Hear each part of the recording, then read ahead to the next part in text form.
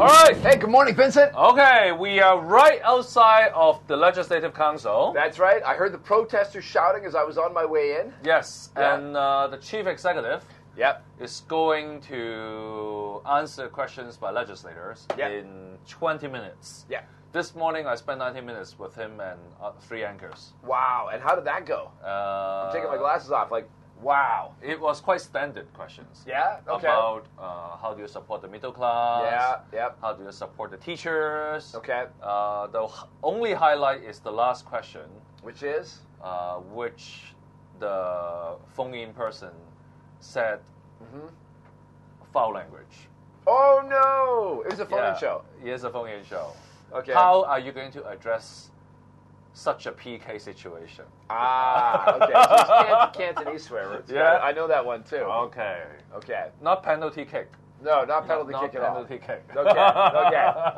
Not penalty kick. Gotcha. All right. Gotcha. Okay. So I'm sure the chief executive just let it pass, right? He didn't comment on the language. By the communication ordinance or by the broadcasting ordinance, you got a beep button. We have to try our best to stop them.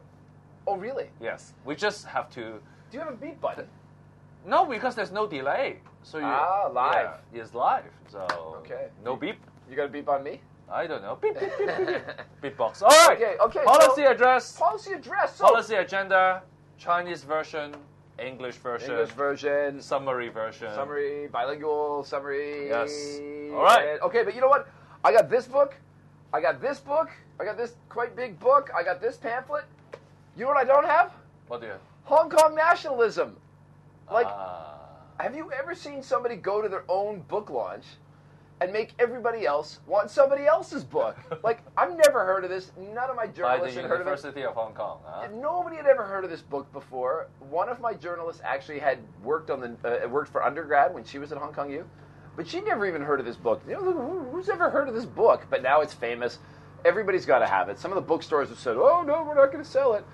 But who cares? Those guys will sell it out of their office. Yeah, because the chief executive has criticized a student publication and a student published. But where did he come up with? Book. Yeah, but where did he come up with that? Like, I mean, were they like sitting around like has that book just been bugging him for a year and a half?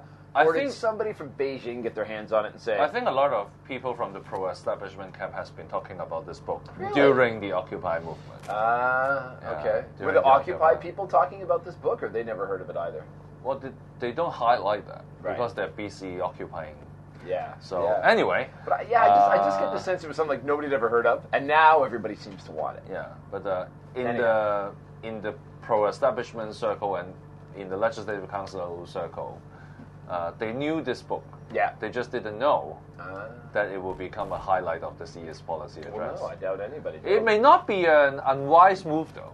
It may not be an unwise move, kind of a rally the base move, or it rallied the base. Yeah. It said clearly to Beijing that he has addressed this. I guess. And Beijing officials will be very pleased. Yeah. Because other pro-establishment camp people have not said anything openly as the chief executive. Right. Okay. And of course, once the chief executive has explicitly stated it in the policy address, it became policy. Of course. It became PR policy for the pro-establishment camp. So now he rallied the pro-establishment camp is going to criticize. They all get excited, and then Exactly. And even for the students, they will be happy. Now their book got famous. Yeah, they gotta love it. I mean, they're probably calling their printers this morning and going, "How fast can I get 10,000 copies?" In terms of communication strategy, the chief executive, I think, has successfully shift the focus to this paragraph, so that criticism about the rest of the policy address will be muted. Could be relatively muted. All right. True. Okay. How would you summarize the policy address? One word. Keyword for today. Rehash. Rehash. REHASH. Hash is like the hashtag. Like a hashtag? Hashtag. Like a hashtag? Like hash browns you get at McDonald's? Hash brown. Right. Which brings it a little bit closer, because a hash means, to make a hash of something is to really screw it up. But the hash means to mix something. Yes. So a rehash is to take something old and mix it up again and try to make it new. Okay. You know the Cantonese phrase for that? What's that? Fan cao. Fan cao? Yes. Is it like a not cooking cao thing? fan. Nah, okay. Okay, chow fan, you know, is fried rice, right? I do. switch it the other way around. 翻炒. Okay, gotcha. Is it a cooking thing? 翻炒 is kind of like refried. Right, okay. Refried. You have a fried rice, it became cold, refried. Take all the old stuff, throw it in, there's your leftovers. That's what I eat every night. You know, my family gets like dinner, I just get the leftovers. Okay. So it's a rehash, man. Yeah, because if you go through this thing, it's like, oh, we're doing this, and we announced this 2 years ago, and a few years ago we put money into that, and it's like, what have you done lately? I'll show you an example. I'll show you an example. Go to paragraph 1, 2, 3, 4, 5. 150. Go to paragraph 150. Okay, you could have picked an earlier one, though. I mean, like, there's piles of them. But okay, because this is about youth policy. All right, which was supposed to be the big deal. Yes, which is supposed to be the big deal. Not this. All right, this one doesn't have numbers on it. 150, this one. There we go. Okay. There we go. Life planning, exchange and cooperation. All right, 156 and 157 in the English version. And then the youth hostel. Yep. Are all old stuff. Yeah, there's piles of old stuff. I mean, okay, life planning has been doing it for 3 years. You know, the government is pressing ahead with. That means they're already doing it, right? So, all old stuff. Yeah. So, I don't understand. So, okay, so what we did is we kind of like picked through it and we found some of the new stuff. I'll go through. So the major sections. Let me give you our instant summary of everything. Introduction, undergrad, now famous magazine, and now famous book. Constitutional development. Power comes from Beijing. Behave. That's it. All right? Economy. Almost all of it was, it's important. This part of the economy is so important. Nothing new. Mm-hmm. Right? That was pretty much it. Housing, land, and housing, finally. Housing, there was a lot in housing. The main course. Yeah. So he's got new flats, he's got cheaper flats, he's got, the public sector is going to have more flats. They are going People didn't seem that happy about it. They're going to have a pilot program. Yeah. To sell almost completed public housing. Yes. To people who live in public housing. Yes. Okay. But then they'll own it. But that's the new program. Then they'll own it. Then they'll have ownership, and then they're on the property ladder. I totally get that. And, that was the biggest section of this. 21.4% of this policy address was devoted to it. It's the biggest section, and fair enough, he's kind of wants to be known as the housing chief executive, I think, fixing all the mistakes of his predecessors. So that's kind of his thing. Poverty alleviation, elderly care support for the disadvantaged. Pay-as-you-go retirement is out. He's not going to go down the universal pension scheme road. He seems to have poured cold water all over that, but he's going to get $50 billion for future needs. Yes. Undefined, whatever. He's like, classic, John, just put it there and I'll figure it out later. This is classic bureaucrat speak. Oh, yeah. Okay, I have allocated the money. Yeah. You're going to discuss how to use this money. Yeah. And because this money is so big, a big sum, then people is going to discuss this forever. Yeah, but what they're going to do with it. Yeah. In which case, they don't actually have to spend it. You see, that's interesting. Clever. Well, here's one for, so optimizing our population for the future. That's the whole, our demographics are going, too many old people, not enough workers. What was new? Hong Kongers Come Home. The new Hong Kongers Come Home program. I don't know what that's going to look like, but I know in Toronto, they have an organization that has a big conference every year, and they invite former Torontonians from around the world to come, and they help them connect with new jobs. They explain the housing market, how much it costs, how much you have to earn to get a house in these different areas. Because when you're out of town, out of touch, you and I have been here forever and ever, you kind of lose track. So I don't know what Hong Kong's going to do. Maybe something like that. Minimum wage is going up. You know what they need to do? Housing. Yeah, housing. Yeah, exactly. They got to have places for them to live. So those two are connected.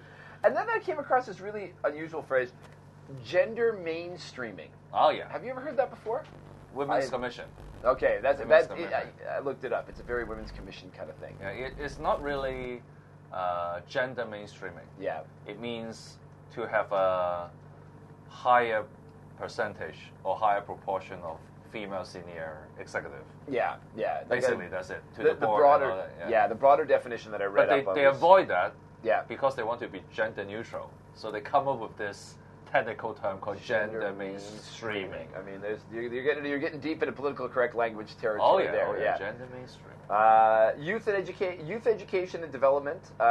It's not really about youth. That section's for the parents. Oh yeah. You know what I mean? The kids aren't going to read that. That's for the youth aren't going to read that. That's for the parents. New $300 million youth development fund. Otherwise, it was all rehash of old stuff. Environmental protection and conservation. There was actually quite a lot. We're going to get new legislation forcing visiting ships to go to low sulfur fuel. Right? They said that's going to happen this year. Construction machines are going to have to comply with emission standards this year. There's going to be a new recycling fund. New legislation for 2 different producer responsibility schemes for electrical and electronic items and glass bottles. New recycling campaign. 5% target to reduce electricity use in government buildings. Long-awaited biodiversity strategy and action plan is going to happen this year. We've never had one before in Hong Kong. We have an obligation to do one at the United Nations Convention. Smart city. Oh, I'm not there yet. That was in the economy section. And a new marine park.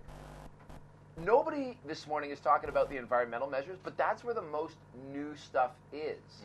Like, these are genuinely like, oh, okay. You know, like, maybe they've talked about it, but they said, the legislation's going to happen here. This is going to happen this year.